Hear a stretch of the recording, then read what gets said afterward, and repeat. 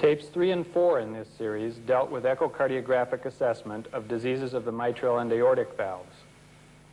We will begin this tape by discussing corresponding lesions on the right side, namely with diseases of the tricuspid and pulmonary valves. As you would expect, 2D echo delineates morphologic characteristics of these disease processes, while Doppler allows assessment of right heart hemodynamics. We will conclude with a discussion of echocardiographic diagnosis of diseases of the aorta, including the role of transesophageal echocardiography. We will first discuss tricuspid stenosis and tricuspid regurgitation.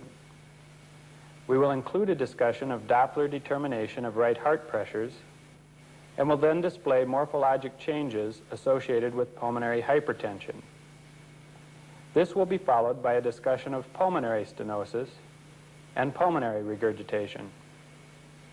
We will then illustrate echocardiographic characteristics of carcinoid heart disease, which involves lesions of both the tricuspid and pulmonary valves.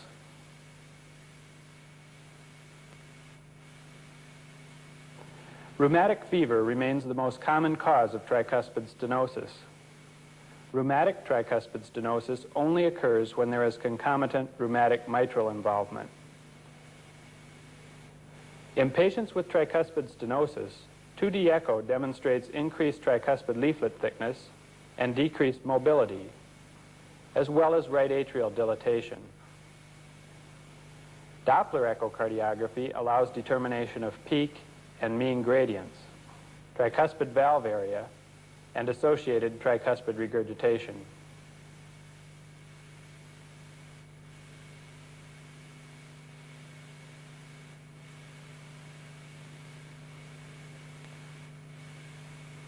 This patient has a Starr-Edwards mitral prosthesis and also has rheumatic tricuspid disease, which was not apparent at the time of mitral valve replacement. The tricuspid leaflets are thickened.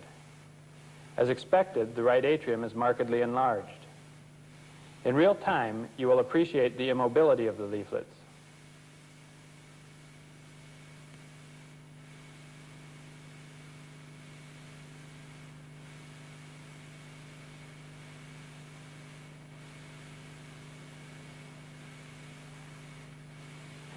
Since the tricuspid leaflets are often more difficult to image than the mitral, color flow imaging is particularly useful in confirming the diagnosis of tricuspid stenosis.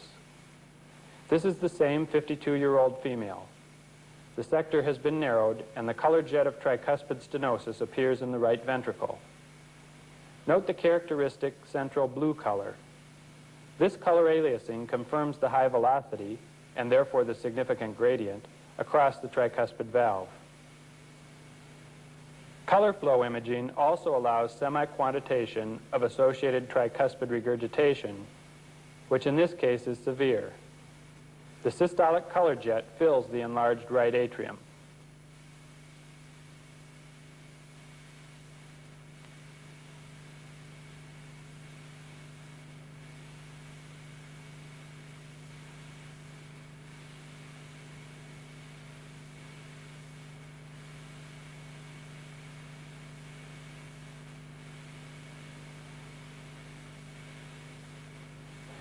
The non-imaging transducer in the apical position has been tilted such that the continuous wave beam crosses the tricuspid valve. The velocity of tricuspid regurgitation is 1.8 meters per second. The early diastolic tricuspid velocity is 2 meters per second, which represents a gradient of 16 millimeters of mercury. In real time, you will hear both the tricuspid regurgitation and the high-pitched diastolic signals due to tricuspid stenosis.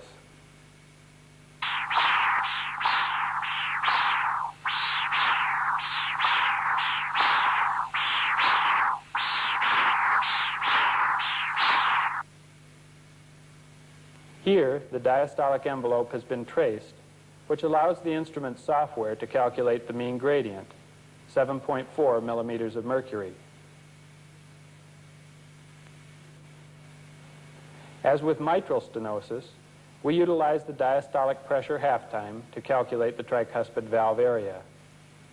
In this case, the early maximum velocity point is identified and the deceleration slope is traced. This allows the instrument to calculate the pressure half time, which is 239 milliseconds. By analogy to the mitral valve, we divide this pressure half time into the constant 220 to arrive at the tricuspid valve area, which is markedly reduced in this case, 0.9 square centimeters.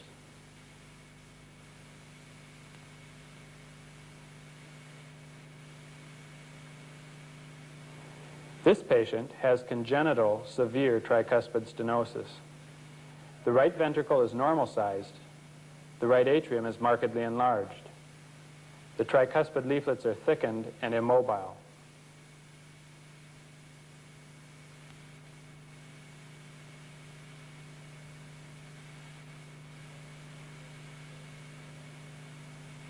Color flow imaging reveals a mosaic diastolic jet resulting from the severe tricuspid stenosis. In real time, you will also see mild tricuspid regurgitation.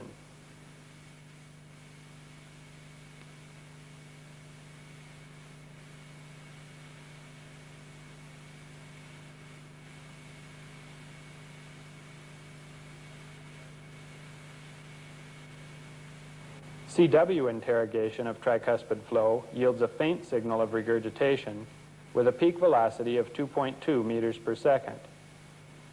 The early diastolic velocity is increased to 1.2 meters per second, and the deceleration slope is flattened.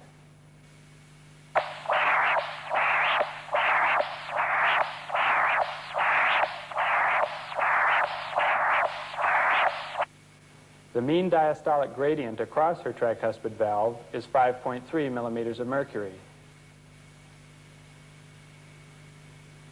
The pressure half time is markedly prolonged, 267 milliseconds. This yields a tricuspid valve area of 0.8 square centimeters. Using a subcostal transducer position, the PW sample volume has been placed in the hepatic vein. The pulsed wave spectrum reveals normal systolic forward flow velocity with reduced diastolic forward flow and a large atrial reversal that is accentuated with inspiration. This is the equivalent of a slow Y descent and giant A waves in the jugular venous pulse.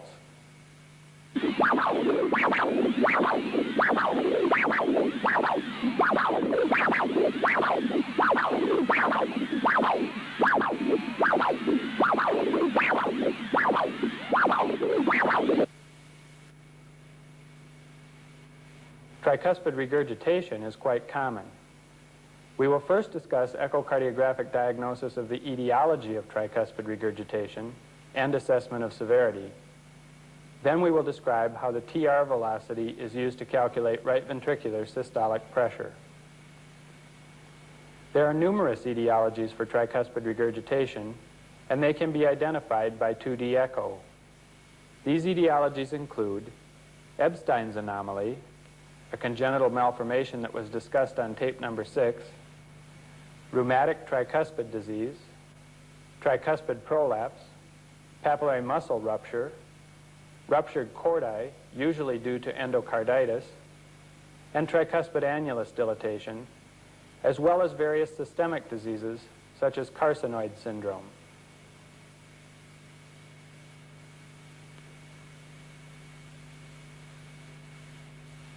This patient presented with myocarditis with predominant right heart involvement. His right ventricle and right atrium are both markedly enlarged. In addition, the septal tricuspid leaflet is flail.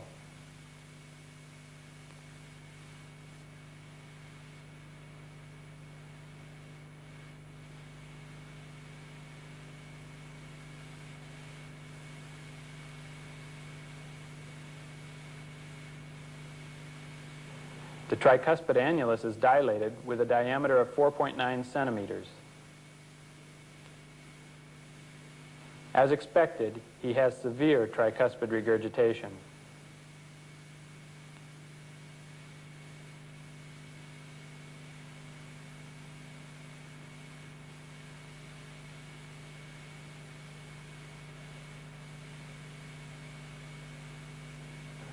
Several other etiologies for tricuspid regurgitation will be displayed as we proceed with the discussions of determination of the severity of TR and calculation of right heart hemodynamics.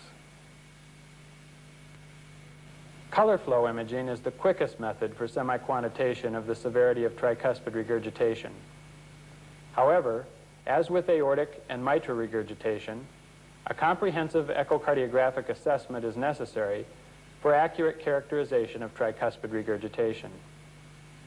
On 2D imaging, significant TR will lead to right ventricular and right atrial enlargement, and the volume overload will also cause abnormal motion of the ventricular septum. The strength of the continuous wave signals will generally be proportional to the degree of regurgitation, and severe TR will result in an increase in the forward flow velocity across the tricuspid valve in diastole. With a large regurgitant orifice, the pulsed wave spectrum will be laminar rather than turbulent. Finally, severe tricuspid regurgitation will cause systolic reversal in the hepatic veins, which can be detected either by pulse Doppler or color flow imaging.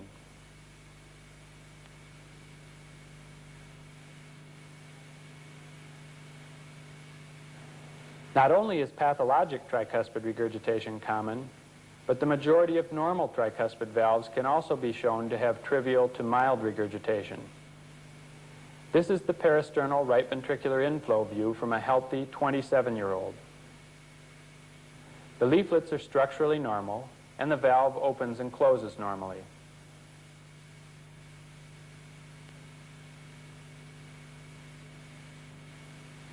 Color flow imaging demonstrates mild, physiologic tricuspid regurgitation. The jet area is very small compared to the right atrial area.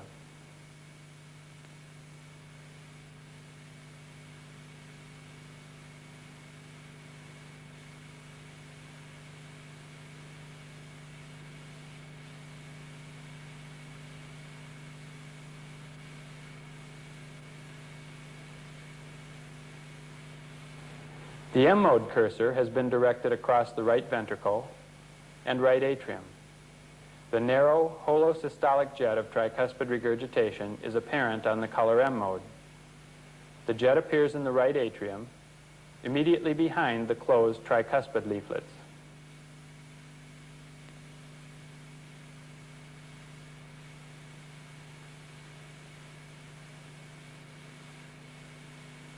In a prospective study from our laboratory, Dr. Alan Klein performed color flow imaging on 118 normal subjects. The incidence of physiologic tricuspid regurgitation was 65%.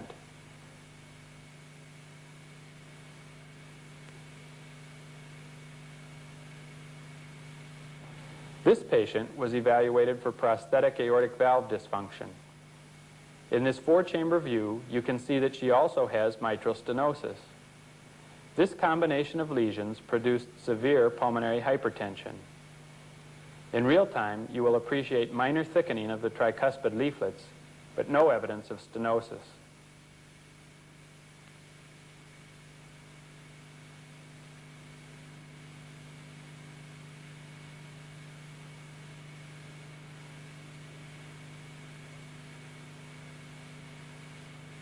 Color flow imaging reveals moderate tricuspid regurgitation. The color jet is directed along the atrial septum, filling about 1/2 of the moderately enlarged right atrium.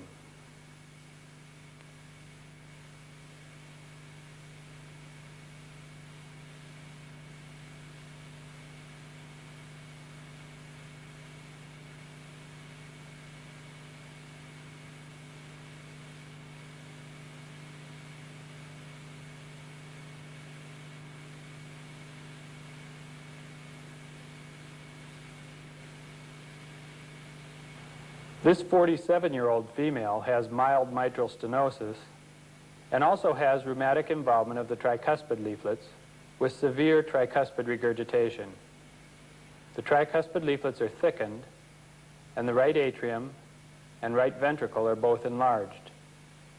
In real time, you will note the lack of coaptation of the tricuspid leaflets, and you will also note abnormal ventricular septal motion due to the right ventricular volume overload.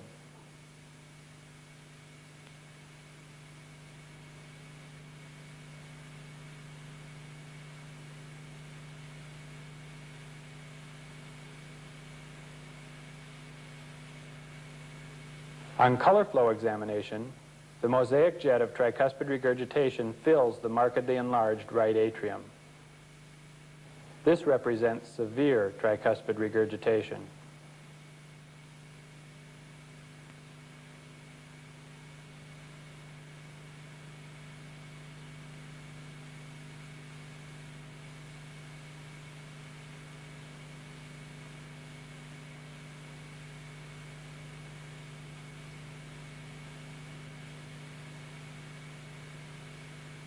This patient has severe pulmonary hypertension with marked hypertrophy of the right ventricle.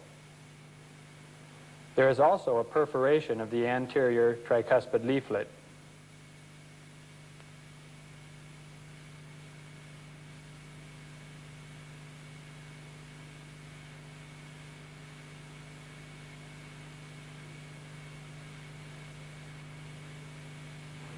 There is severe tricuspid regurgitation present, as evidenced by a large mosaic color jet filling the right atrium.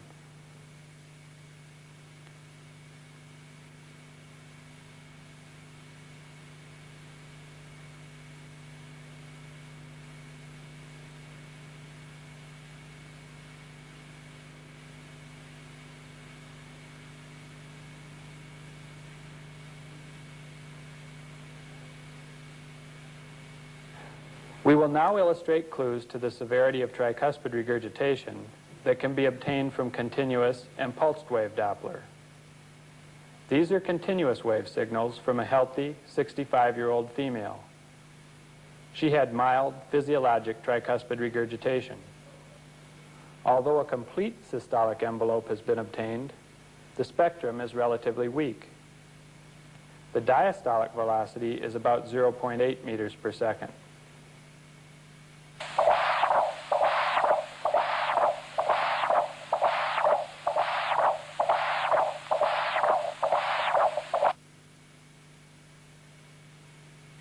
This patient has severe tricuspid regurgitation. The systolic CW signals are dense. The intensity is equal to that of the diastolic signals. The diastolic forward flow velocity is increased to 1.2 meters per second. This is due to the increased volume of forward flow from severe regurgitation. You will notice that the tricuspid regurgitation velocity is about the same as the TR velocity for the patient that we just presented with mild physiologic regurgitation. The velocity of TR is not determined by the amount or severity of regurgitation. Rather, the velocity is determined by the pressure gradient between right ventricle and right atrium. This point will be discussed later in more detail. The spectral Doppler velocity profile is also characteristic in patients with severe tricuspid regurgitation. One often sees a rapid upslope to the systolic envelope. This is due to the right atrial V wave. The large increase in right atrial pressure causes rapid deceleration of the regurgitant jet velocity. With the respirometer, you can see that the V wave is accentuated with inspiration.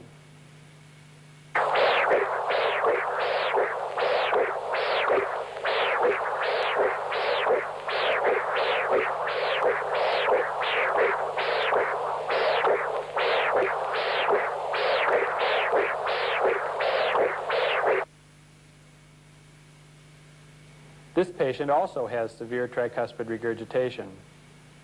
A pulse sample volume has been positioned in the TR color jet in the right atrium. With a large regurgitant orifice, the pressure differential between RV and RA is small, and therefore little turbulence is created. Hence, systolic flow into the right atrium is laminar. Notice the narrow bandwidth with a clear center to the systolic envelope. V waves are again evident.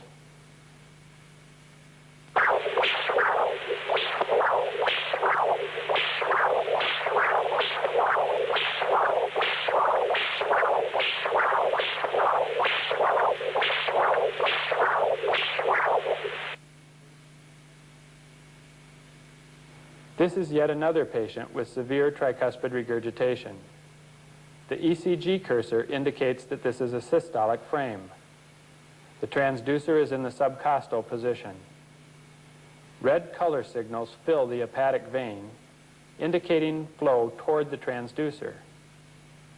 This holosystolic reflux into the hepatic veins is a hallmark of severe tricuspid regurgitation.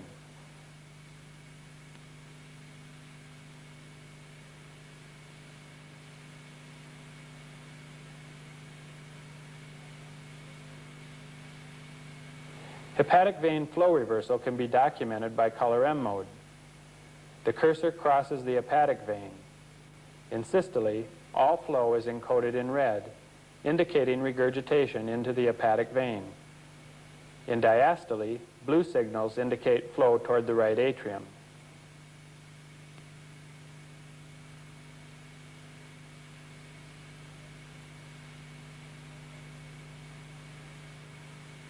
A pulsed wave sample volume has now been placed in the hepatic vein. Instead of the normal two-humped pattern of systolic and diastolic flow below the baseline, the systolic waveform is completely reversed.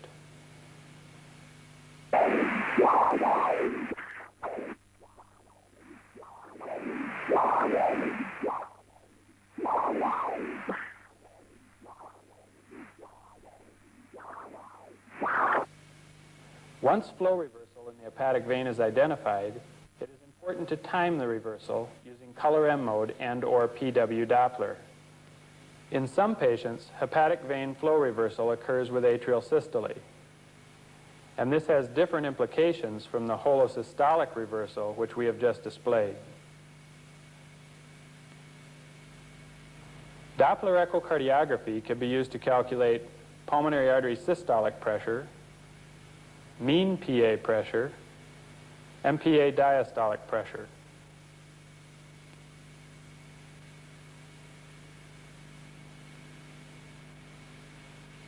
Accurate, non-invasive measurement of pulmonary artery systolic pressure is invaluable for the diagnosis and management of pulmonary hypertension, and for excluding pulmonary hypertension in patients presenting with symptoms or signs of right heart failure. The velocity of the tricuspid regurgitant jet is related via the Bernoulli equation to the systolic pressure gradient between right ventricle and right atrium.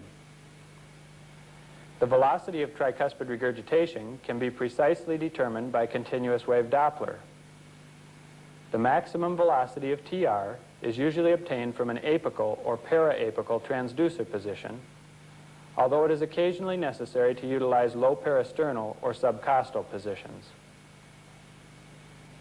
The pressure gradient which drives tricuspid regurgitation is the difference between right ventricular and right atrial systolic pressures. From the simplified Bernoulli equation, we can also express this pressure gradient as 4 times the square of the velocity of tricuspid regurgitation. Therefore, we can equate the RV to RA pressure difference with 4V squared. In a Mayo Clinic study of 111 patients reported in 1985, the accuracy of Doppler determination of the right ventricular to right atrial pressure gradient was established by comparison with simultaneously performed invasive catheter measurements. The maximum gradient between right ventricle and right atrium was determined from Doppler by squaring the maximum tricuspid regurgitation velocity and multiplying times 4. And an excellent correlation between cath and Doppler was noted, with an R value of 0.96 and a standard error of the estimate of 7 millimeters of mercury. Therefore, Doppler is extremely accurate for determining the RV to RA pressure gradient. In order to derive the right ventricular systolic pressure, we will rearrange the equation. The right ventricular systolic pressure is given by 4 times the tricuspid regurgitation velocity squared plus the right atrial pressure. Several different methods for estimating right atrial pressure have been investigated, including bedside measurement of jugular venous pressure and empiric addition of 10 millimeters of mercury. A regression equation provided the best fit between Doppler-derived and catheter-measured RV systolic pressure. From the regression equation, if the jugular venous pressure is normal or only mild to moderately elevated, then the right ventricular systolic pressure is given by the equation 4 times the square of the TR velocity plus 14. If the RA pressure is markedly elevated, then the RV systolic pressure is found by adding 20 millimeters of mercury to 4V squared. Using these empiric formulae, we found a close relationship between Doppler-derived right ventricular systolic pressure and catheter-measured RV systolic pressure with an R value of 0.89. We will now illustrate the use of the tricuspid regurgitation velocity for right ventricular systolic pressure determination. These signals were obtained with a non-imaging probe. The patient is a 68-year-old female who had previously undergone closure of an atrial septal defect. 2D examination showed moderate RV and RA enlargement with an intact atrial septal patch. The calibrations are 1 meter per second. The maximum velocity of tricuspid regurgitation is 2.3 meters per second. With a 2.3 meter per second TR jet, the simplified Bernoulli equation gives an RV to RA pressure gradient of 21 millimeters of mercury. Her jugular venous pressure was only mildly elevated, so we will add 14 millimeters of mercury. Therefore, the RV systolic pressure is 21 plus 14, which equals 35 millimeters of mercury. She had no pulmonary stenosis, so her pulmonary artery systolic pressure is also 35 millimeters of mercury. Therefore, this TR velocity of 2.3 meters per second correlates with normal pulmonary artery pressure.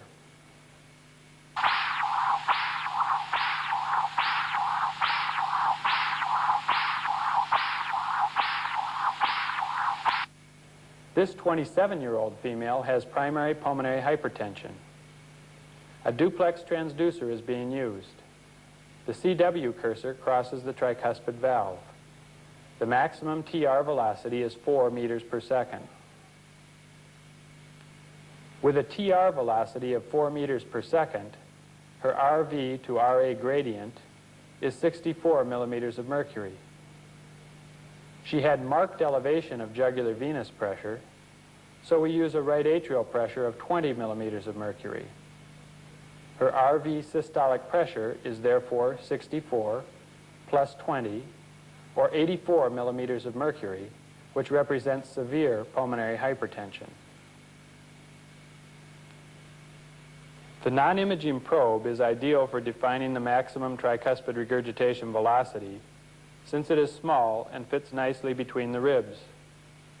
However, when using this transducer, one must be careful not to mistake jets from mitral regurgitation or aortic stenosis for tricuspid regurgitation.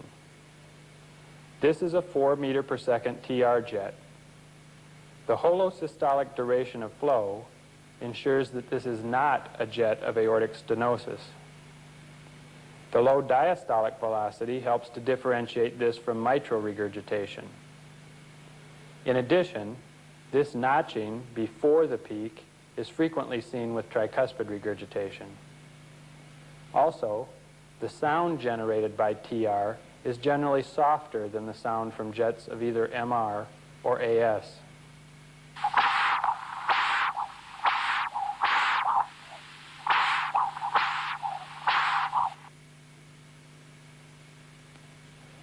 The greatest confidence in properly separating a TR jet from mitral or aortic jets comes from scanning during the Doppler examination.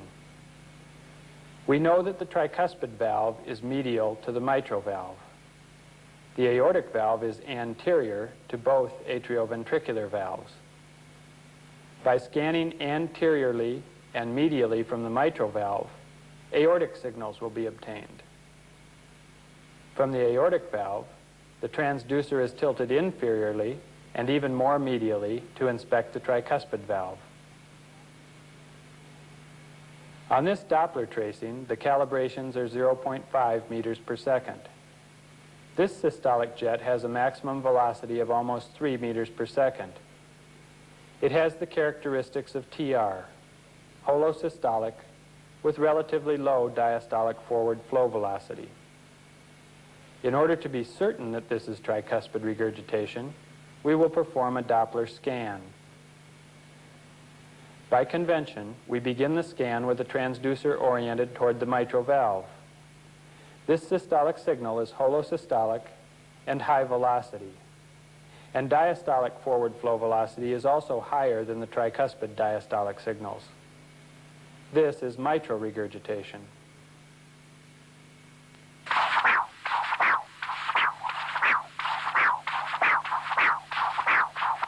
From the mitral valve, the transducer has been angled anteriorly and medially.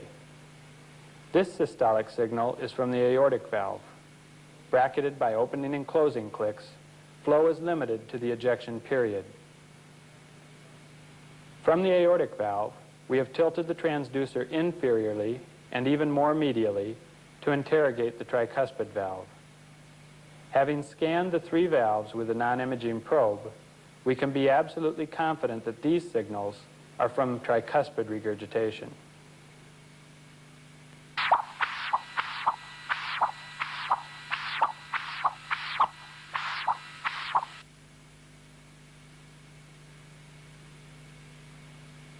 The TR jet may be eccentric in some patients. Therefore, it is valuable to perform a duplex CW exam guided by color flow imaging. This adjunct is being selected more often now because high-resolution duplex transducers have become available. This patient has Carcinoid Syndrome, which will be discussed in detail shortly. Color flow imaging identifies a jet of severe tricuspid regurgitation. The color jet has been used to position the CW cursor.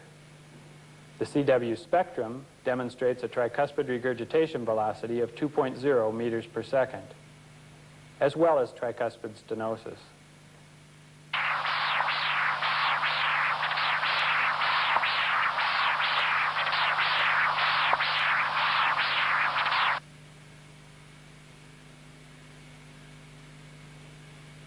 Several authors have demonstrated the correlation between mean pulmonary artery pressure and the pulmonary acceleration time, which is obtained by placing the pulsed wave sample volume either in the proximal pulmonary artery or in the right ventricular outflow tract, just proximal to the valve. We favor this latter position. The resultant RVOT velocity envelope is used to determine the acceleration time, which is measured from the onset of flow to the peak. In pulmonary hypertension, the acceleration time becomes shortened.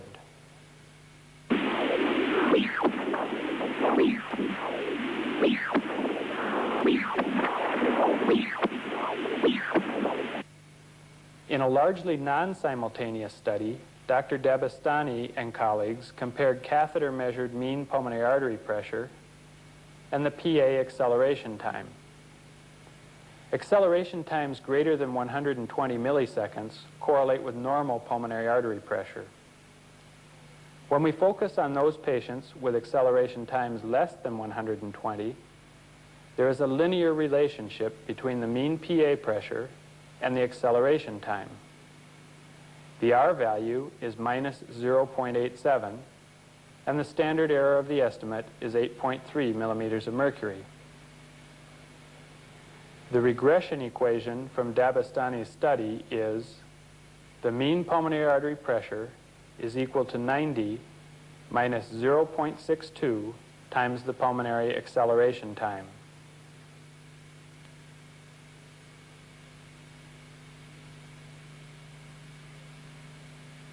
This 48-year-old female has severe mitral stenosis.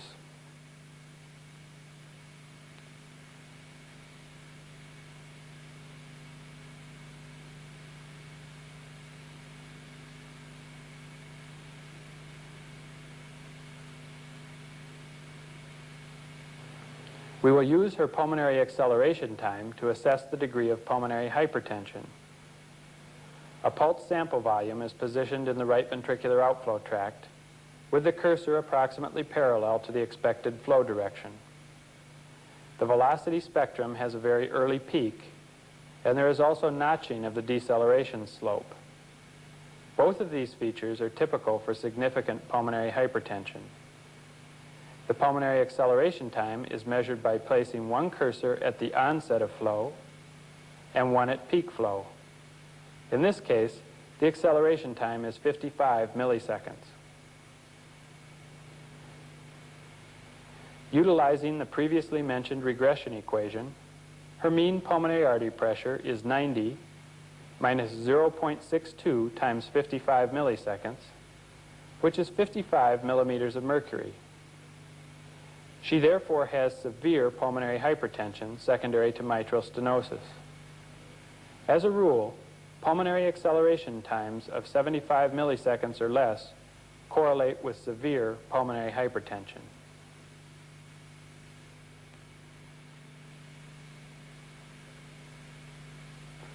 Pulmonary regurgitation can be used to approximate the pulmonary artery diastolic pressure. This pulmonary regurgitation color jet is from a 52-year-old patient with severe pulmonary hypertension.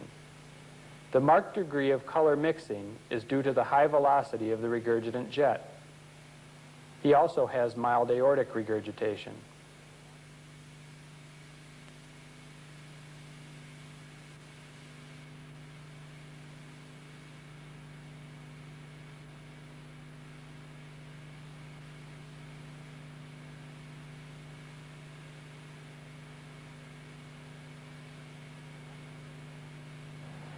The velocity of pulmonary regurgitation is determined by the diastolic pressure gradient between the pulmonary artery and right ventricle. The pulmonary regurgitant velocity spectrum can be obtained by CW Doppler. The diastolic pulmonary artery to right ventricular pressure gradient is equal to 4 times the square of the PR velocity. Rearranging the equation, the pulmonary artery diastolic pressure is obtained by adding the RV diastolic pressure to 4 times the PR velocity squared. Since the right atrium communicates with the right ventricle in diastole, we can substitute RA pressure for the RV pressure term in the equation. And we can use a clinical estimate of the RA pressure in combination with Doppler measurement of PR velocity to calculate the pulmonary artery diastolic pressure. Masuyama and colleagues evaluated this Doppler method for calculating pulmonary artery diastolic pressure in 45 patients, comparing the Doppler-derived PA diastolic pressure to PA diastolic pressure obtained by right heart catheterization. This figure illustrates their results with catheter-measured PA end diastolic pressure on the x-axis. The Doppler-measured PA end diastolic pressure is plotted on the y-axis using angle correction in determining the velocity of pulmonary regurgitation at end diastole. For this figure, the term in the Doppler calculation for right atrial pressure was taken from catheter measurement rather than clinical estimate. They obtained an excellent R value of 0.96 with a standard error of the estimate of 4 millimeters of mercury.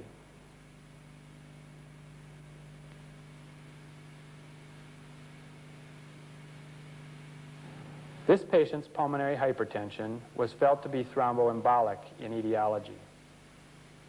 This is the CW spectrum of his pulmonary regurgitation.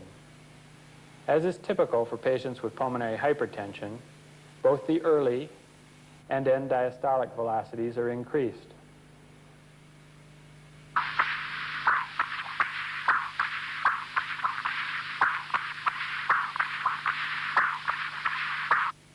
His early diastolic velocity measures 2.7 meters per second.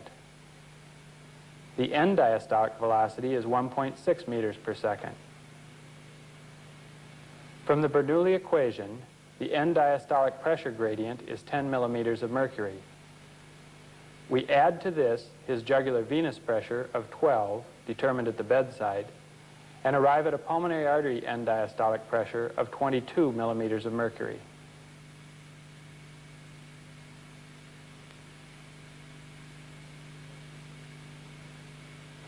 Having detailed the versatility of Doppler for characterizing right ventricular and pulmonary artery pressures, we will now discuss the 2D echo assessment of the secondary features of pulmonary hypertension.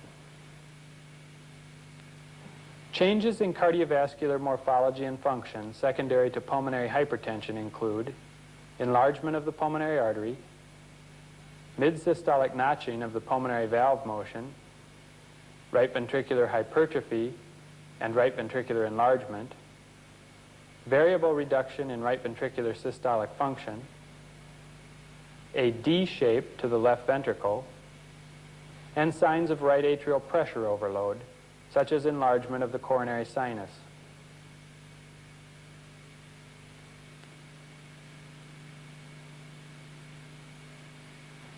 We have previously alluded to mid-systolic notching of the RVOT, or pulmonary artery Doppler velocity spectrum, as a sign of significant pulmonary hypertension.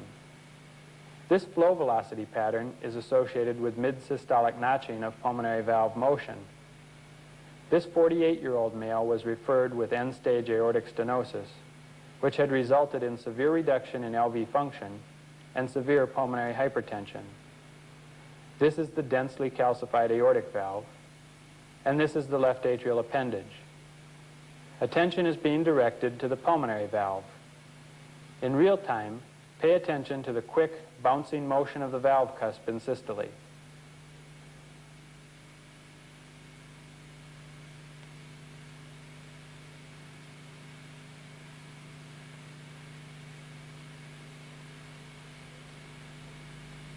This mid-systolic closure of the pulmonary valve creates a W shape for pulmonary valve motion when recorded on M mode.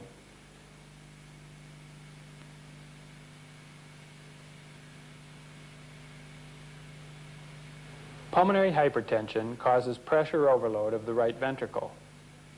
This specimen, provided by Dr. William Edwards, is from a patient who expired secondary to thromboembolic pulmonary hypertension. The right ventricle is hypertrophied, both the free wall and the trabeculae.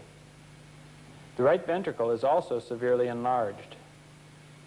Pressure overload of the right ventricle also leads to flattening of the ventricular septum, which gives the left ventricle this characteristic D-shaped appearance.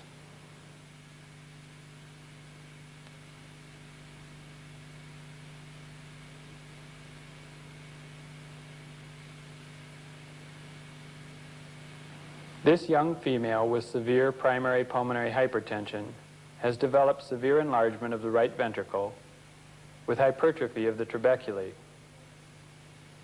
Pressure overload on the right side has flattened the ventricular septum, giving the left ventricle a D shape.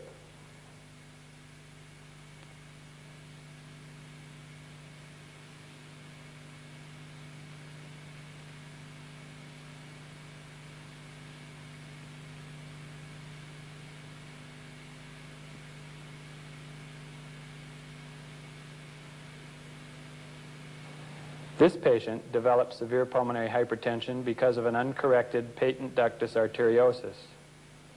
The right ventricular hypertrophy is striking.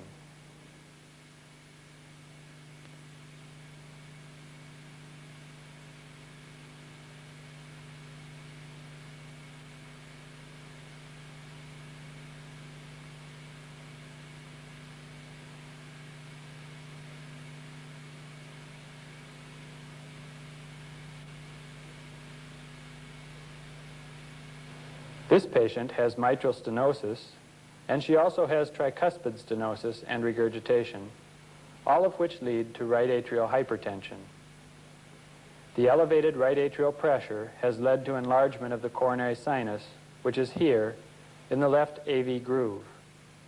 Compare its size to the descending aorta, which is here.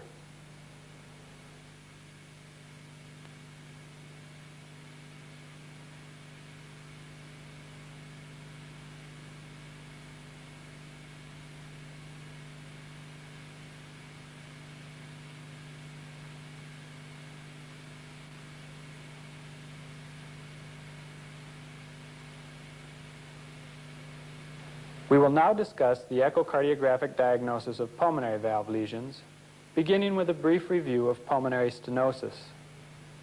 This lesion was discussed in detail on tape number 6 in this series. Pulmonary stenosis is an uncommon entity which is most often congenital in etiology. This 22-year-old female has mild pulmonary stenosis. This is the right ventricular outflow tract. As expected, the pulmonary artery is enlarged. The pulmonary valve opens with a doming motion, which is characteristic for valvular pulmonary stenosis.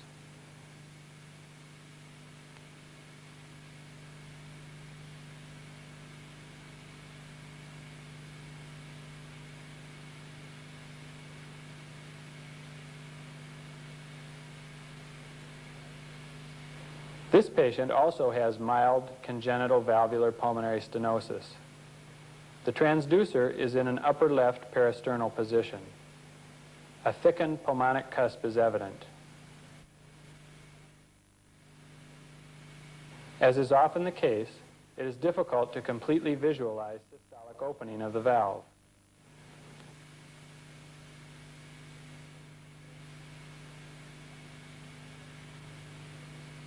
Color flow imaging demonstrates acceleration of blood flow across the stenotic valve with color aliasing. Color flow also identifies moderate pulmonary regurgitation.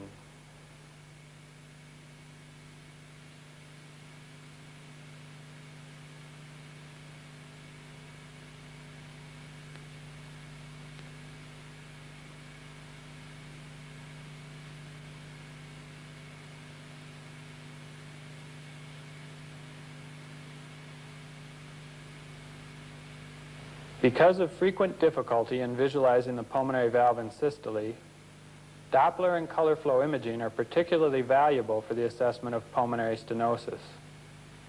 Here the same patient is being examined with a non-imaging probe placed at the upper left sternal border and angled laterally and superiorly. The maximum systolic velocity across the valve is 2.2 meters per second, which calculated to a maximum gradient of 19 millimeters of mercury. The mean gradient is 11 millimeters of mercury. Thus, Doppler verifies that this is mild pulmonary stenosis.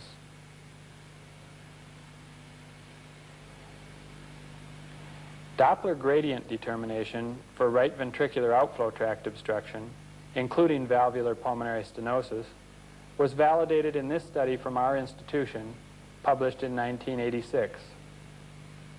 38 patients with right ventricular outflow tract obstruction were studied by simultaneous continuous wave Doppler and cardiac catheterization.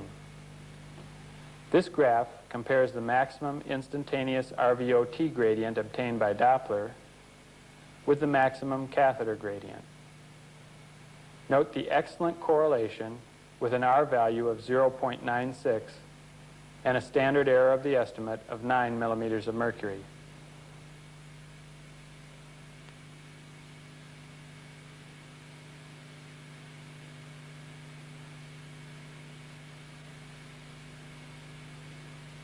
As with tricuspid regurgitation, pulmonary regurgitation can be identified in the majority of normal individuals. This study is from a healthy 15-year-old male. Mild pulmonary regurgitation has a characteristic candle flame appearance in the right ventricular outflow tract. Frequently, part of the regurgitant jet originates near the base of the valve cusp. If the pulmonary valve appears normal on 2D exam, and the color extent of the PR is in the trivial to mild range, we consider the regurgitation to be physiologic.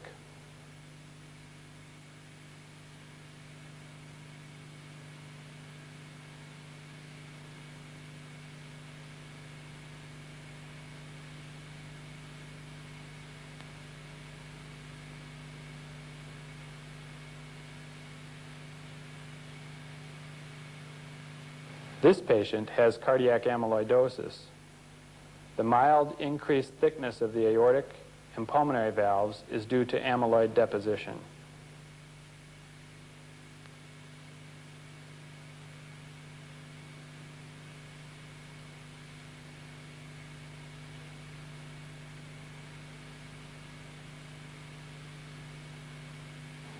The spatial extent of the regurgitant color signals is slightly greater than that of the previous case.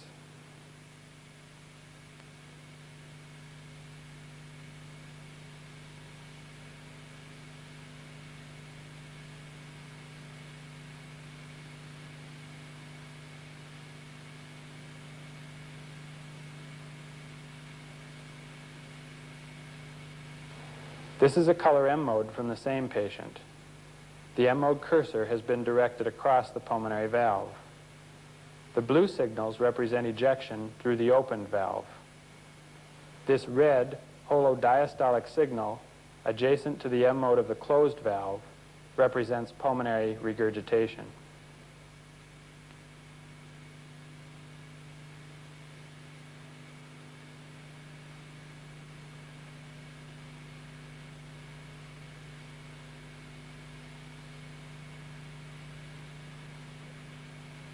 Since aortic and pulmonary regurgitation are sometimes detected from the same transducer position, it is important to identify clues that differentiate the velocity spectra. This 88-year-old female had moderate aortic stenosis with associated regurgitation. Both aortic and pulmonary regurgitation were detected using an apical position for the non-imaging probe. Because the diastolic gradient between aorta and left ventricle is larger than the diastolic gradient between pulmonary artery and right ventricle, the early diastolic velocity of aortic regurgitation will be higher than the corresponding velocity of pulmonary regurgitation. For fully defined aortic regurgitation spectra, as we see here, the early diastolic velocity usually is 4 meters per second or higher. In addition, because of the higher level of aortic diastolic pressure, atrial systole does not alter the AR spectrum, except when the LV end diastolic pressure is markedly elevated. There is no atrial notch on this AR spectrum.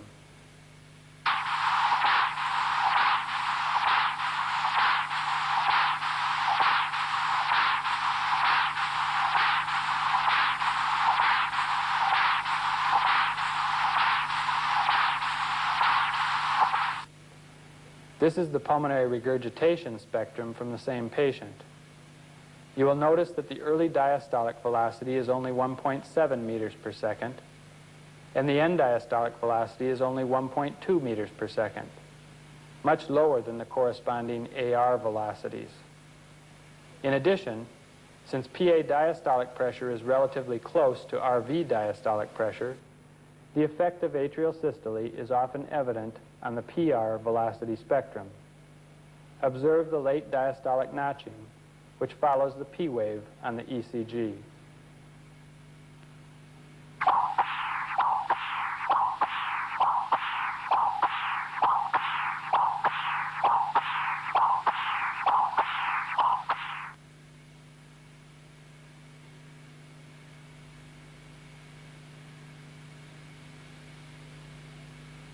We will conclude this section on diseases of the tricuspid and pulmonary valves with a discussion of a disease which typically affects both of these valves. Carcinoid tumors secrete serotonin and other vasoactive substances. The Carcinoid Syndrome most often occurs in the setting of a malignant carcinoid tumor in the small bowel with hepatic metastases. The liver metastases secrete serotonin and other mediators unmetabolized directly into the right heart, and these secretory products can cause flushing, diarrhea, wheezing, and cardiac lesions. Since serotonin is metabolized in the pulmonary circulation, carcinoid heart disease is typically limited to the right heart with fibrosis of the endothelium. This is an example of thickened and retracted tricuspid leaflets secondary to carcinoid. In this case, the endothelium on the left side and the mitral valve also appear involved. When this happens, one must exclude a right-to-left shunt. However, left heart involvement is also seen with active pulmonary metastases or when the primary tumor is a bronchial carcinoid. As with the tricuspid valve, carcinoid involvement of the pulmonary valve results in retracted, rigid cusps.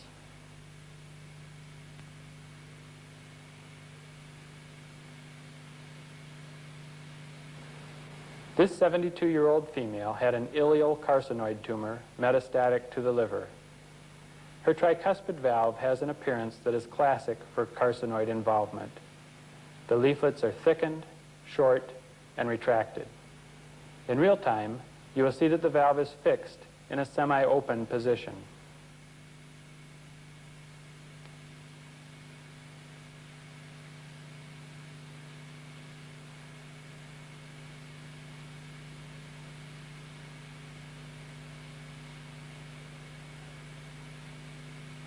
This patient also has carcinoid heart disease.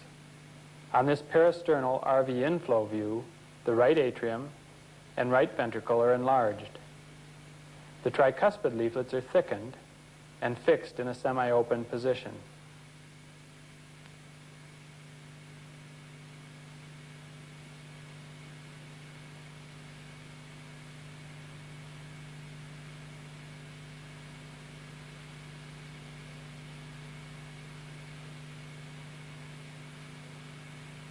This is an apex down 4-chamber view, which demonstrates severe tricuspid regurgitation.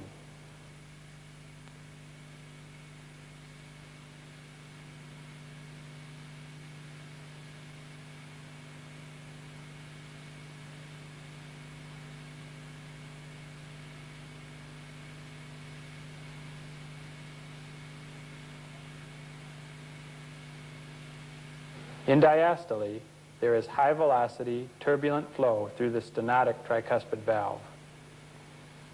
A duplex transducer is used to guide a CW cursor across the tricuspid valve. The early diastolic velocity is increased to 1.8 meters per second, and the deceleration slope is reduced due to the tricuspid stenosis. The tricuspid regurgitation velocity is only 1.9 meters per second. This equates with an RV systolic pressure of 34 millimeters of mercury.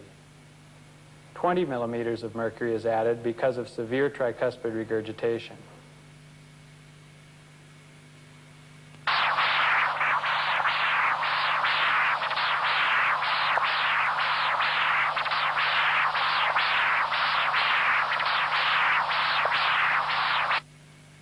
Now the pulsed wave mode is operational, with the sample volume on the right atrial side of the tricuspid leaflets. This laminar signal is typical for wide-open tricuspid regurgitation.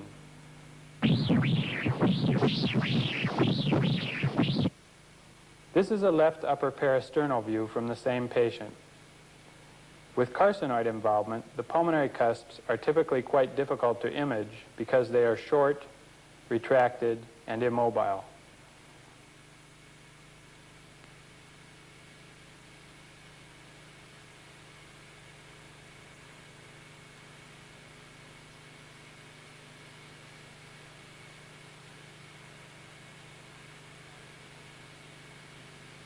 The mosaic systolic jet is consistent with pulmonary stenosis. In diastole, the color map from pulmonary regurgitation fills the enlarged RVOT.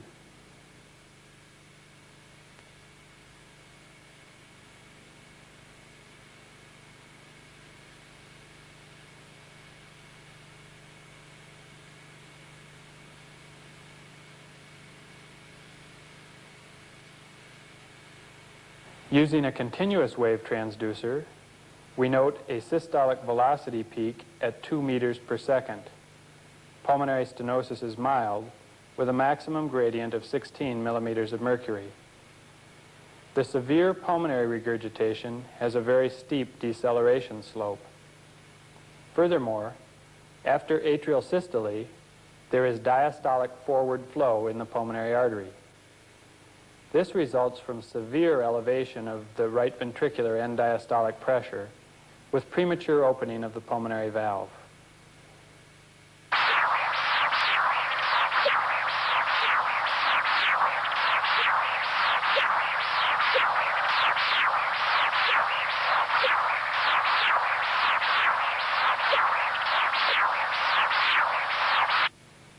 Converting to pulsed wave mode, the sample volume is placed in the pulmonary valve orifice. The diastolic forward flow is clearly identified. In real time, you can hear this late diastolic component of forward flow.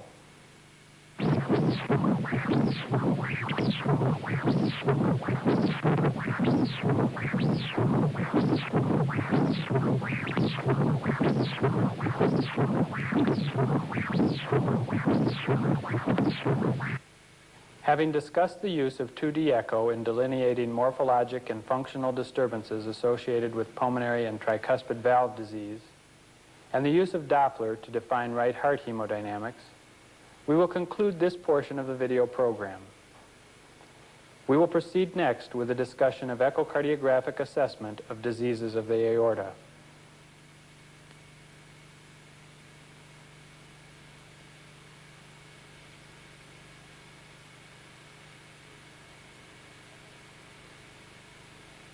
Normal 2D views of the aorta were discussed on tape number 1 of this series.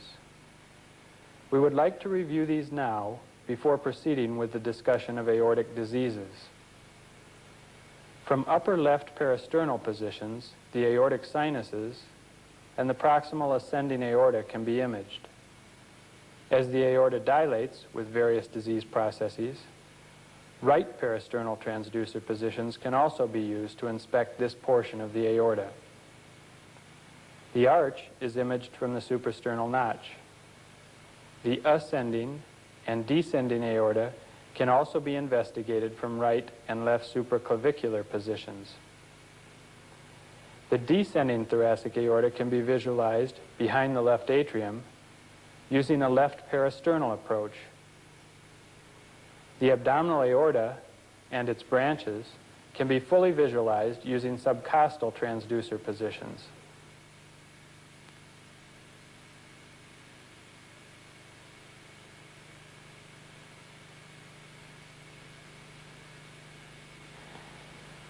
Remember that patients with left pleural effusions present an additional ultrasonic window for visualization of the descending thoracic aorta. Recognizing this large left pleural effusion, we have placed the transducer near the patient's left scapula. Since the fluid is an excellent conductor of ultrasound, the descending thoracic aorta is clearly imaged. This is a fibrin clump within the pleural fluid.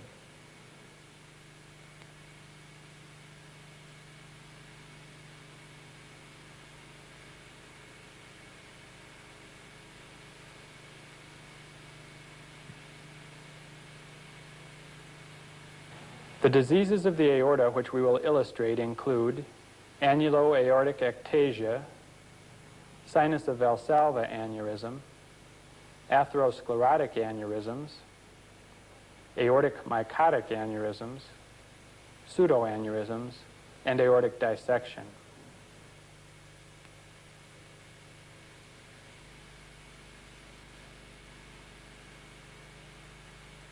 Annulo-aortic ectasia is a relatively common condition which results in generalized dilatation of the sinuses of Valsalva and the ascending aorta. The junction between the sinuses and the tubular portion of the aorta is typically effaced. The underlying pathology is cystic medial necrosis. Although a subset of these patients have Marfan syndrome, there are a large number of patients with annulo-aortic ectasia who will have no clinical features for Marfan's.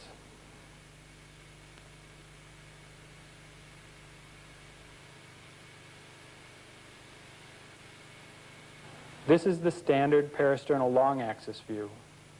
The sinuses of Valsalva are enlarged. A very limited portion of the aortic root is displayed on this view. The aortic valve cusps appear normal.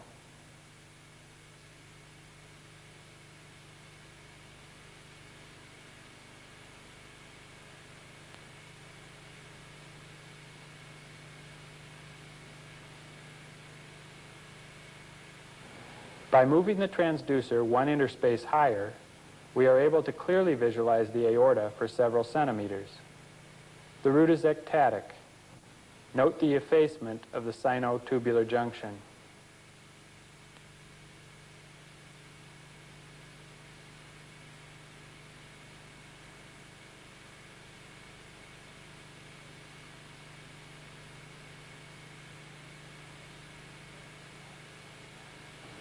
In short axis, mild enlargement of all three sinuses is evident.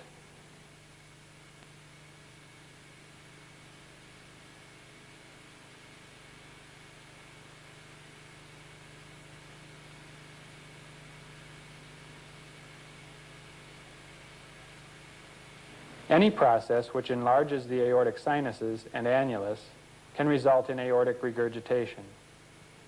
Returning to peristernal long axis format, we see that this patient has moderate aortic regurgitation, secondary to his ectatic aortic root.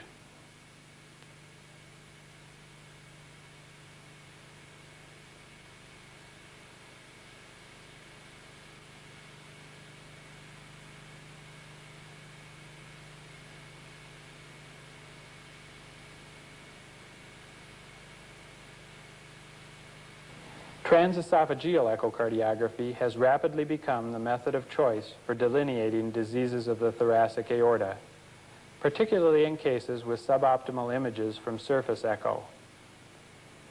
The transducer is in the esophagus, behind the left atrium.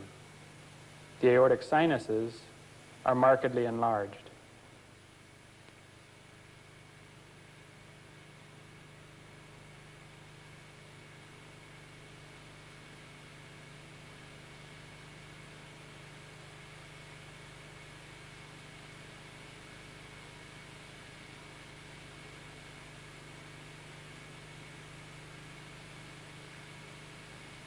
In this case, dilatation of the annulus has resulted in severe aortic regurgitation.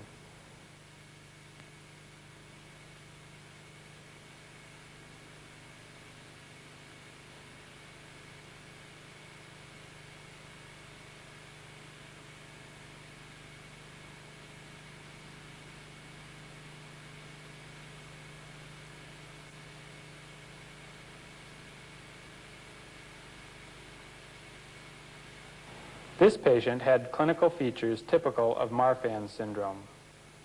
The aortic sinuses are markedly enlarged. Compare this diameter to the diameter of the descending aorta. The mitral leaflets appear myxomatous.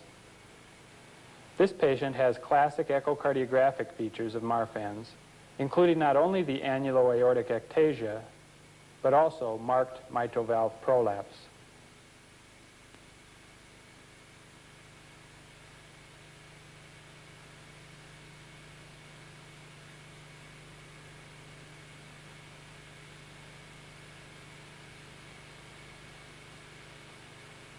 Here, we are viewing the enlarged sinuses in short axis.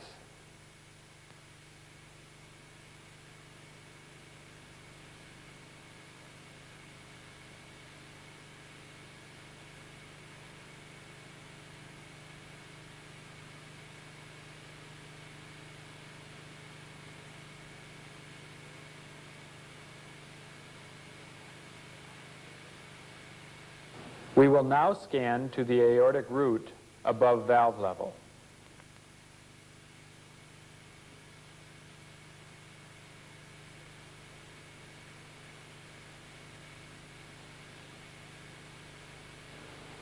The diameter of the root is 6.5 centimeters. The ascending aorta is being imaged from the suprasternal position. The enlarged root is pear-shaped, tapering to a normal diameter at the level of the arch.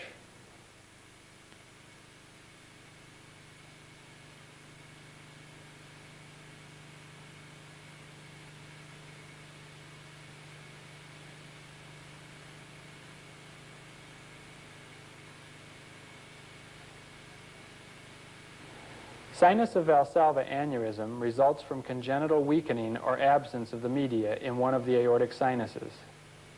As in this case, the right coronary sinus is by far the most commonly involved. While intact, these aneurysms rarely cause symptoms.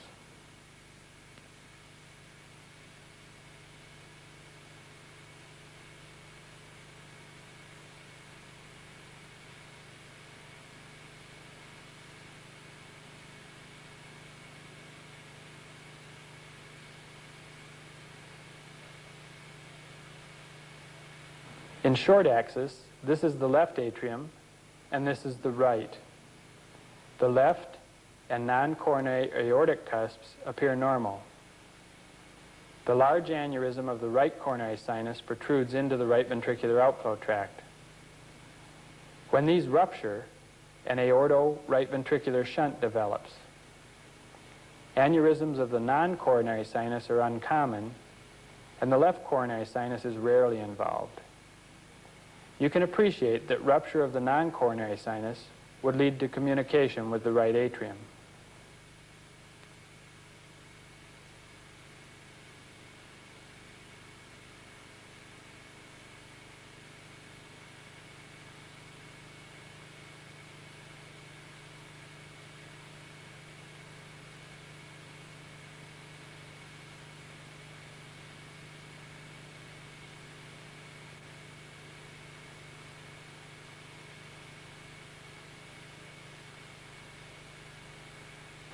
This patient had experienced sudden onset of dyspnea, and a new murmur had been discovered. This small, sac-like echo appears to be attached to the septal tricuspid leaflet, but is actually the windsock from a ruptured aneurysm of the right coronary sinus of Valsalva.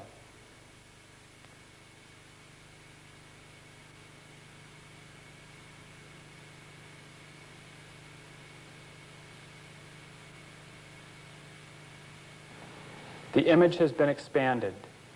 This is the right ventricle, left atrium, and aortic root.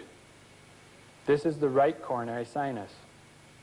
A real-time scan will demonstrate the close proximity of the windsock to the right coronary sinus and the septal tricuspid leaflet.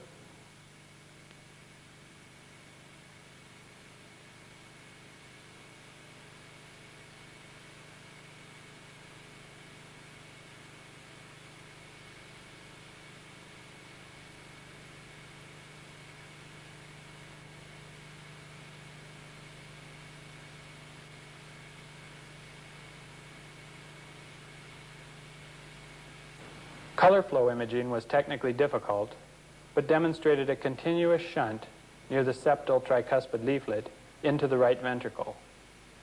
A diagnosis of ruptured sinus of Valsalva aneurysm was made, and the patient was taken to surgery without catheterization. This is an intraoperative epicardial examination. This is the ruptured windsock, which has created communication between the right coronary sinus of Valsalva and the RVOT. This is a diastolic frame. The windsock is fully open. In systole, the right coronary cusp has opened against the wall of the sinus, and the windsock is largely collapsed. This explains the characteristic murmur of ruptured sinus of Valsalva aneurysm, continuous but with diastolic accentuation.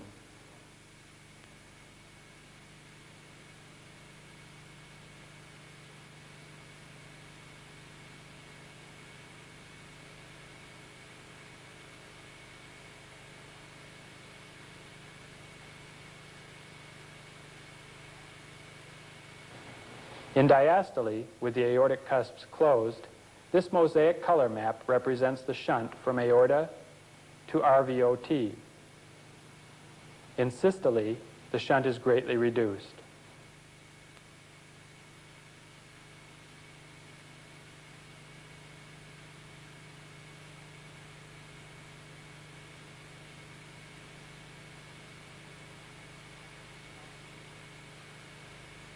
Following surgical repair, epicardial echo verifies that the right coronary sinus is intact.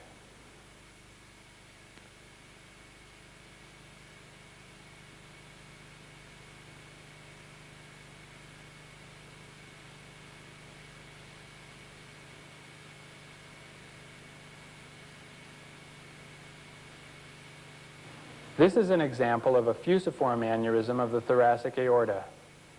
There is marked atherosclerotic involvement of the entire aorta.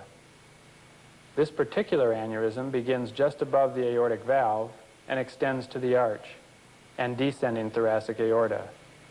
There is thrombus in the descending aorta and also in the abdominal aorta.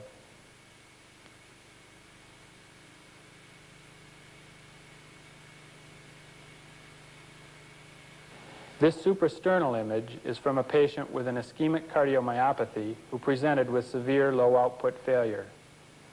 In real time, you will see a Swan-Ganz catheter in the right pulmonary artery, which is here in short axis. This is the aortic root and arch. There is a large fusiform aneurysm involving the descending aorta. The lumen is narrowed by a large amount of thrombus. The aneurysm measures 7.5 centimeters in diameter. In real time, you will see a long, linear, mobile structure within the lumen.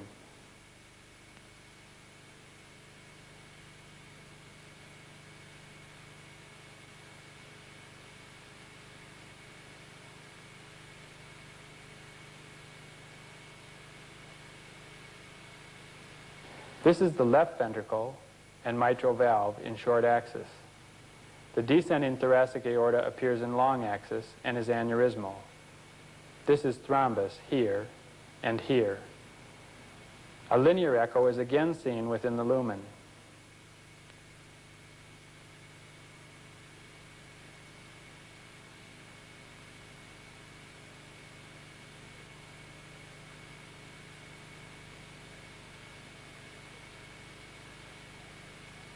This patient expired, and at autopsy, this linear structure was found to be a pseudomembrane that had formed over the surface of the thrombus within the fusiform aneurysm.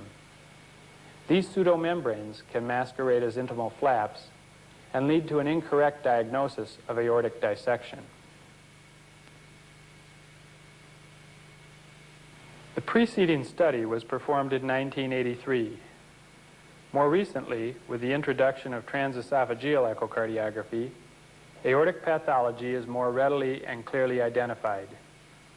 This is a transesophageal short-axis view of the descending aorta from a 70-year-old male. This crescentic density is thrombus, which is laminated over the surface of this thoracic aortic aneurysm. These smoke-like, swirling echoes reflect the very low flow rate through this aneurysmal segment of the aorta.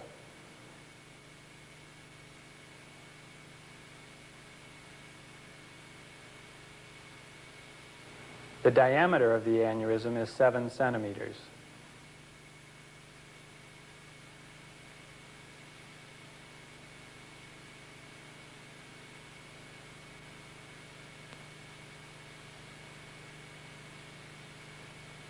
This is a transesophageal image of the descending thoracic aorta.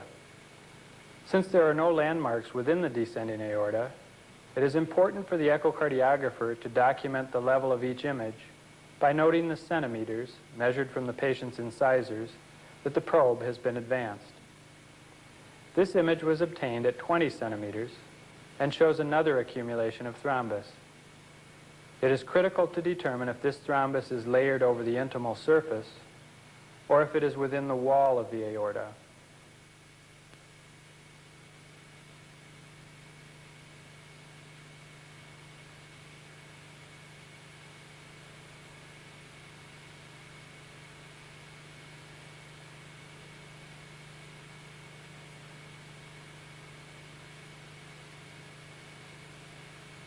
In real time, you saw a small, mobile thrombus within the lumen. The probe has now been advanced to 30 centimeters, and we identify even more worrisome pathology. Atherosclerotic plaque has been lifted, and blood has dissected beneath it, penetrating the wall of the aorta. This is adventitia. These penetrating aneurysms carry a high risk of complete rupture. A prompt surgical approach is generally indicated, particularly if associated with symptoms such as back pain.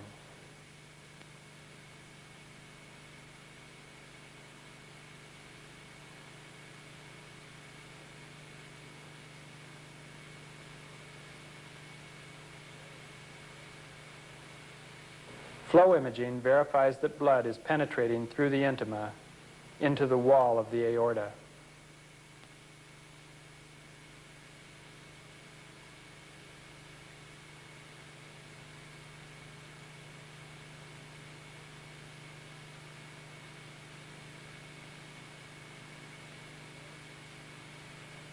As the scope was tilted slightly, Higher velocity flow is noted here within the wall of the aorta.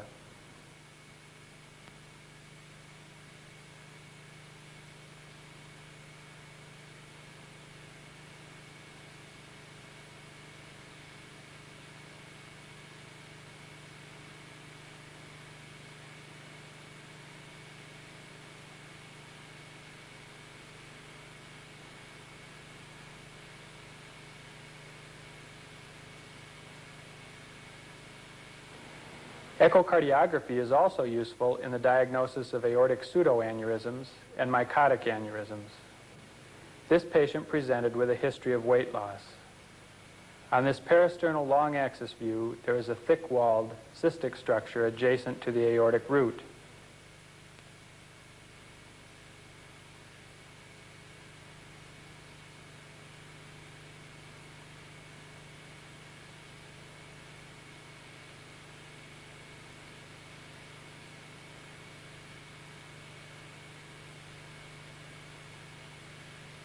The cystic structure is also apparent on this short axis image at the level of the aortic valve.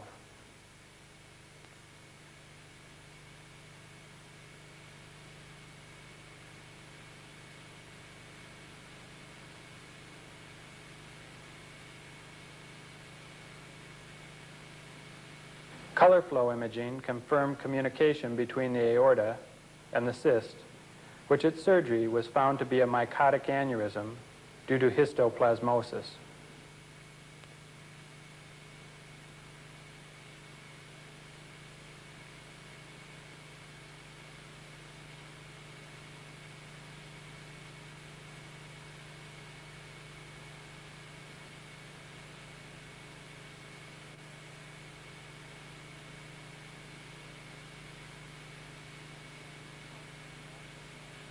Transesophageal echocardiography in this 78-year-old male identified this cavity adjacent to the aorta. This is a pseudoaneurysm which contains thrombus. There is significant risk of full aortic rupture through the adventitia which lines the false aneurysm.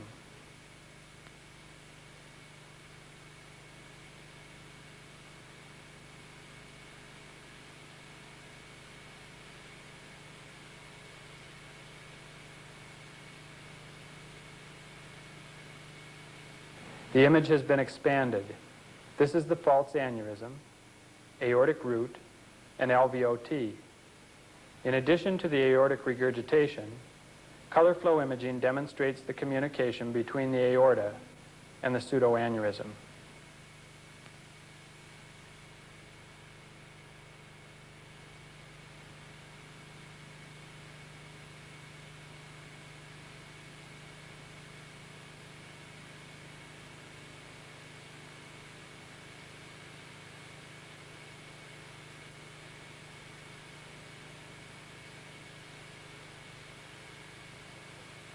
Aortic dissection is a life-threatening condition which has a large variety of clinical presentations.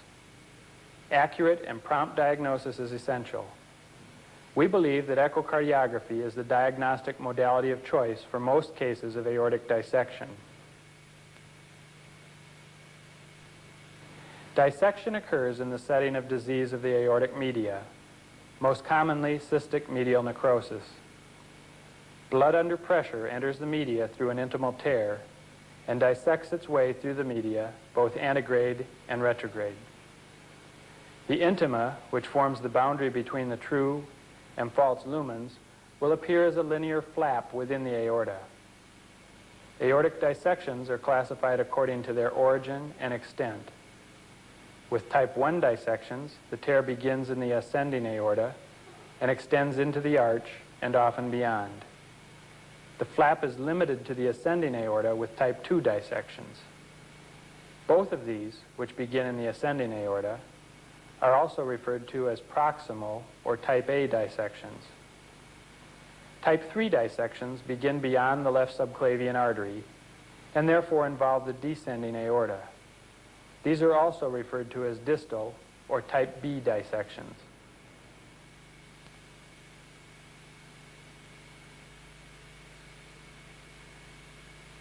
This is a type 2 dissection. it is limited to the ascending aorta. This is the true lumen, this is the false lumen, and this is the intimal flap. There is thrombus within the false lumen, and the dissection has resulted in distortion of the aortic valve.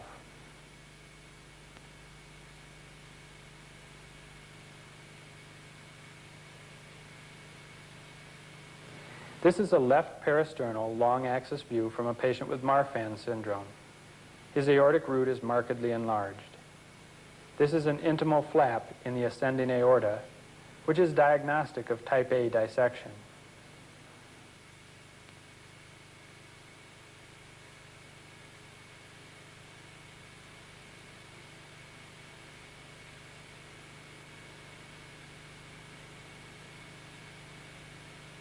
This view was obtained with a transducer in a right parasternal position. With enlargement of the aortic root, this view becomes quite useful. This is the aortic valve, and this is the mitral. In real time, you will see that the intimal flap moves upward when the aortic valve opens. It is pushed by the blood ejected with systole.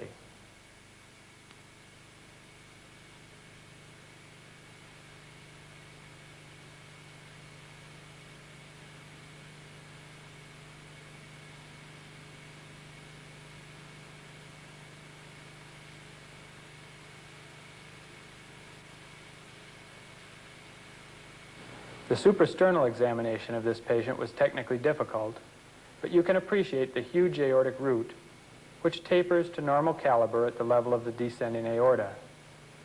This is the right pulmonary artery in short axis. A flap is evident within the arch, which means that this is a type 1 dissection.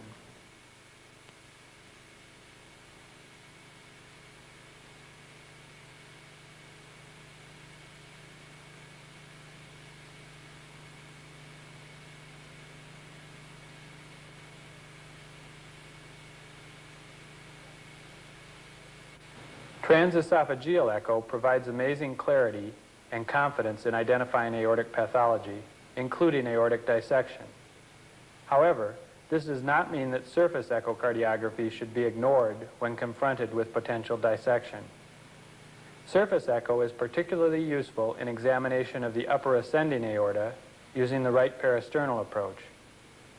Although transesophageal echo visualizes the root and proximal ascending aorta, there's a short segment of upper ascending aorta that TEE is blinded to because of intervening trachea. This is a surface study from right parasternal. This is the aortic valve. A flap crosses the ascending aorta. This is a tear in the flap, which provides communication between true and false lumens. There is thrombus along the wall of the false lumen.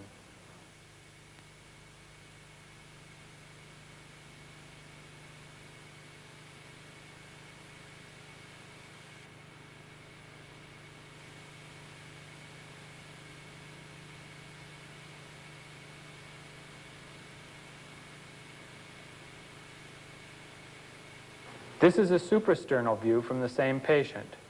Markedly enlarged ascending aorta, arch, and descending aorta. The intimal flap extends through the ascending aorta and spirals into the arch.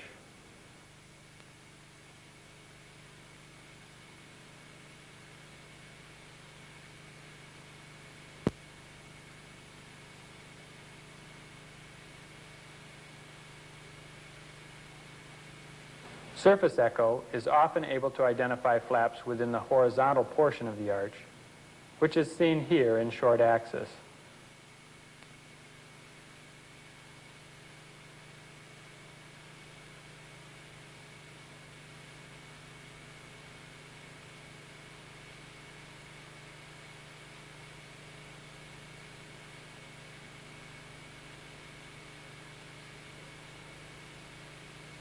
This patient presented for echo because of aortic dilatation noted on chest x-ray 1 month after an episode of severe chest pain.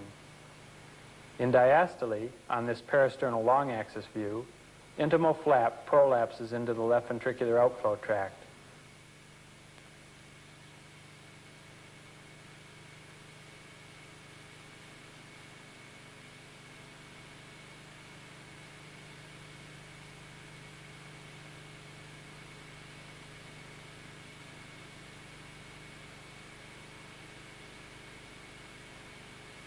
This is the aortic arch from a suprasternal transducer position.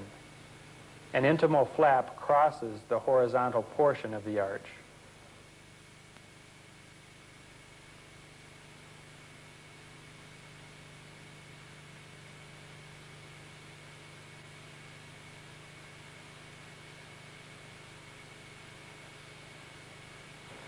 Surface echo is also well suited for identifying flap in the abdominal aorta. Using a subcostal transducer position, this thickened intimal flap was identified in the abdominal aorta.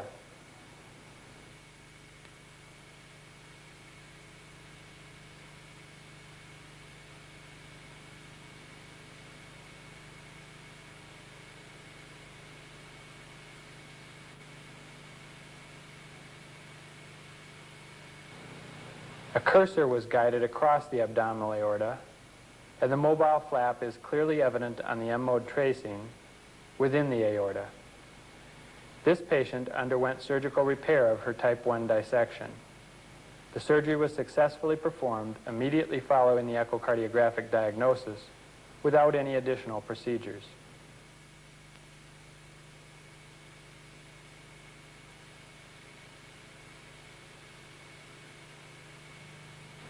Dr. Bijoy Candaria reviewed our experience with surface echocardiography for the diagnosis of aortic dissection.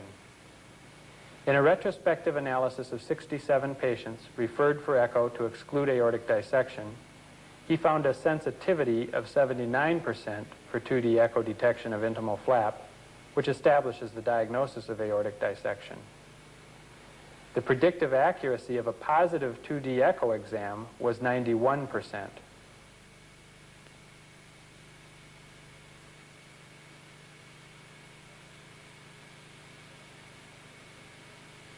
Transesophageal echocardiography provides high-resolution images of the thoracic aorta.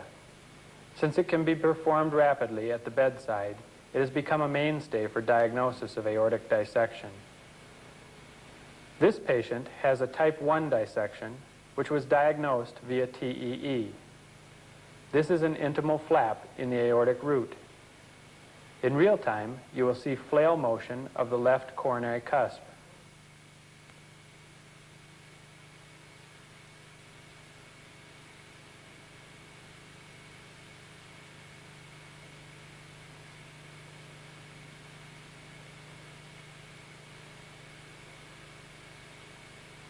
Flow imaging confirms severe aortic regurgitation.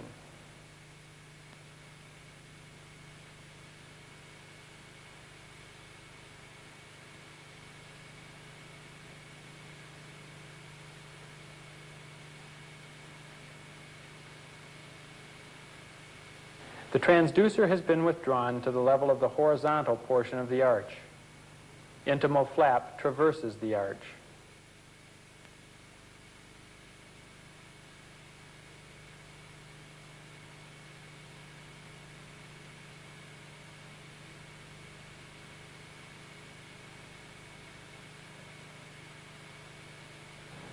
Finally, the transducer has been advanced and directed laterally to image the descending thoracic aorta.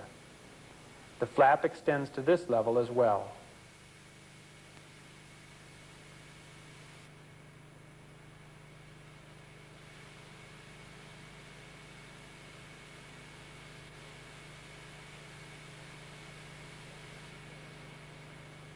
Dr. Erbel and his colleagues, who participated in a European cooperative study, recently reported on the accuracy of transesophageal echo compared to computerized tomography and contrast angiography for 164 patients who were studied because of suspected dissection. In this group of patients, TEE was 99% sensitive, 98% specific, and had positive and negative predictive accuracies of 98% and 99% respectively. They noted that the diagnostic accuracy of TEE is at least as good as, if not slightly better than, contrast angiography.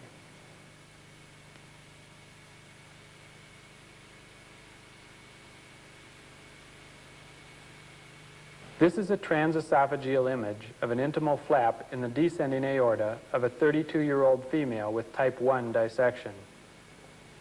Spontaneous contrast suggests that this is the false lumen. There appears to be an entry site here with communication between the true and false lumens.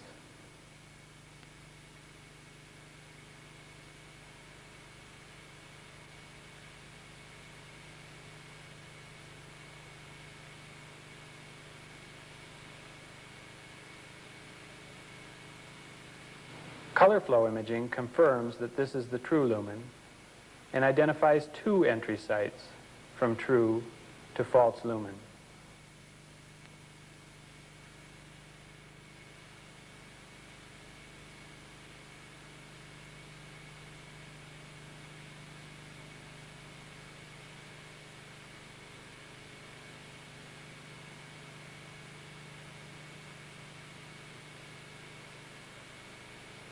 Aortic dissection is a medical emergency because of the potential for death via severe aortic regurgitation, which has been previously illustrated.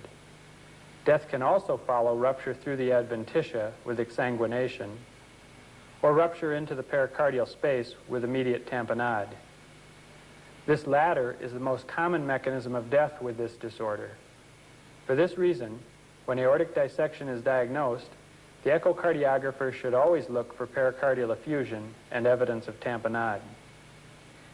Aortic dissection can also cause death or severe compromise due to occlusion of major branch vessels, such as coronary or carotid.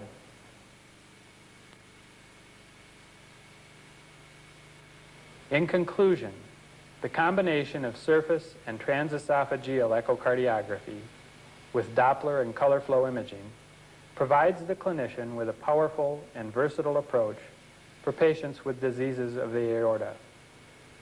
Both surface and transesophageal echo can be completed at the bedside with immediate feedback of results. The comprehensive information that is provided by echocardiography usually allows a surgical decision without need for ancillary testing.